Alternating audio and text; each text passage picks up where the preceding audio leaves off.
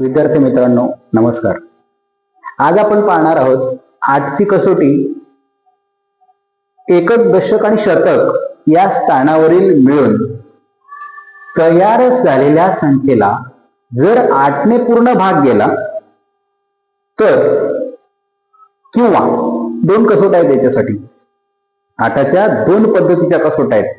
पहिले काय सांगितलं, एकक, दशक, शतक स्थानावरील अंक मिळून जी संख्या तयार होईल तिला जर 8 ने पूर्ण भाग गेला तर त्या पूर्ण संख्येला 8 ने निश्चेष भाग जातो.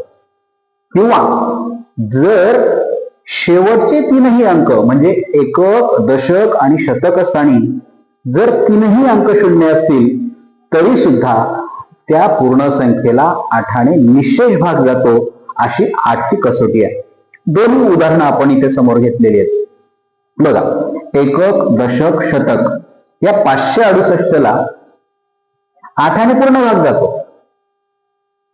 आणि तसंच या 14,000 एकक, दशक, शतक स्थानी 3 शून्य आहेत म्हणून या 14,000लाही 8 ने पूर्ण भाग जातो. अशा प्रकारची 8ची कसोटी आहे आणि त्या 8च्या कसोटीची ही व्याख्या आपण आज समजून घेतलेली आहे.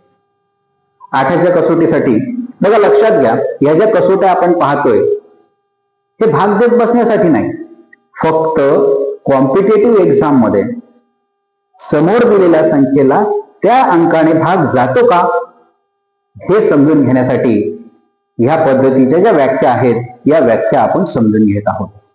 अशाच या व्याख्येप्रमाणे अनेक संख्या घ्या आणि त्या संख्येला 8 ने पूर्ण भाग जातो का याचा सराव करा. तुम्हाला संख्या पाहिल्या उत्तर नक्की सांगता येईल. धन्यवाद.